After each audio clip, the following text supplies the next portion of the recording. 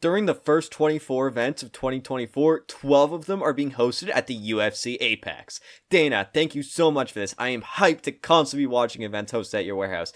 Thank you, Dana. Okay, seriously, I get why the Apex was useful back in 2020, but it's 2024 now. Come on, we really don't need to keep using this thing. So first, let's quickly go over why the Apex sucks as much as Sean O'Malley's wife on other dudes, aka a lot. Then we'll go over why abandoning the Apex will not only benefit the fans, but also the UFC itself and the fighters. So again, why does the UFC Apex suck? Well, we can quickly go over that. Number one, obviously, is the atmosphere. You can hear every hit, bro, is absolute cope.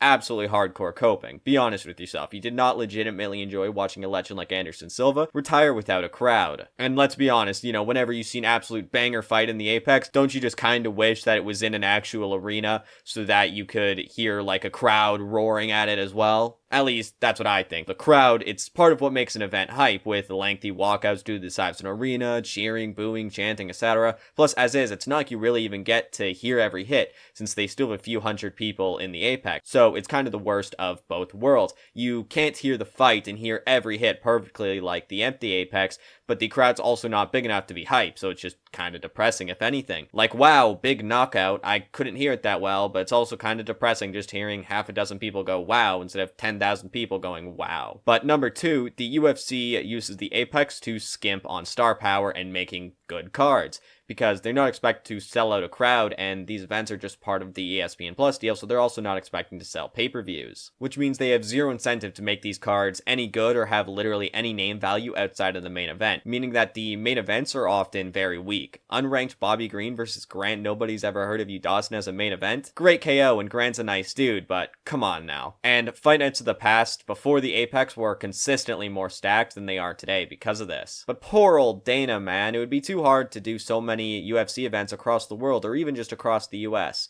Surely we need the Apex if we still want to watch UFC every weekend, right? Well, let's take a look. 2023, 41 total events, 18 of which were at the Apex. 2019, 41 total events, 0 at the Apex. Okay, never mind, surely there must be another reason. It must be tough to sell enough tickets to be profitable. Multiple fight nights sold more tickets than some pay-per-views in 2019. Okay, never mind then. Surely there must be another reason.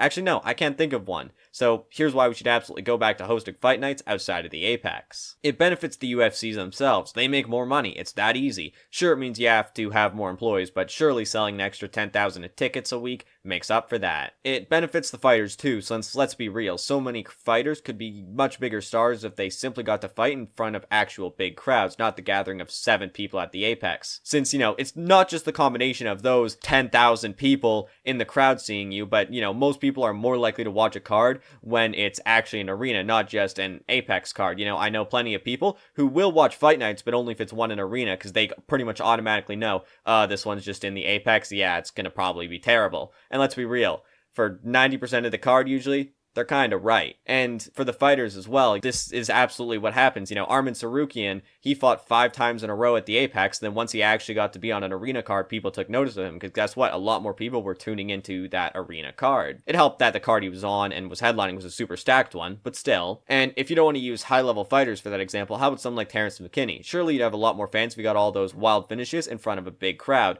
not just in the Apex. With almost every single one of his UFC fights being in the Apex, he hasn't got that opportunity. And lastly, it obviously benefits the fans, pretty much for the inverse reasons of why the Apex sucks itself. The UFC obviously can't skip on events as much, meaning we get much better fight cards. Just go look back at a lot of the fight nights in, say, 2018, 2019. They are consistently better than the ones that we see today getting hosted in the Apex, and there was just as many events happening, as we went over earlier. Plus, you obviously get the superior atmosphere of an arena every time. No more depressing as fuck retirements. Well, I guess unless you're Glover Teixeira.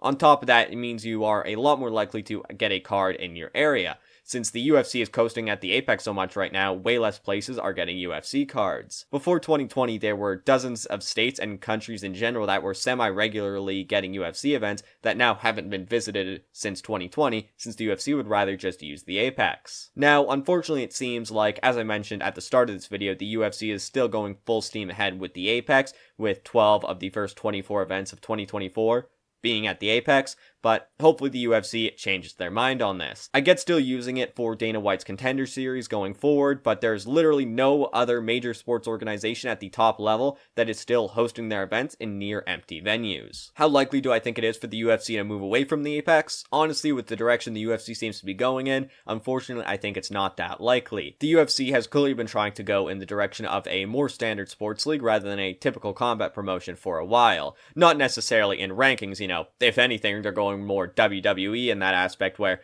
oh, you're a big star, yeah, we'll move you right to the title. Oh, deserving contender, yeah, you get right out of there. What I essentially mean about the sports league idea is it's the fighters having to fight their way through the UFC rather than fight on B-tier promotions, then come over like how it used to be. Now it's regional scene, try out in Dana's warehouse, then fight your way up in Dana's warehouse, enter the rankings in Dana's warehouse, and maybe one day get to fight in front of a crowd. I think once Dana retires, we could see the UFC finally leave behind the Apex and go back to hosting fight nights in arenas again. While Dana's around, I don't think he's likely to do it. I think he loves the Apex. Comment down below what you all think. Does the Apex in fact suck, and will the UFC ever stop using it? And thanks for watching, and we'll see you next time.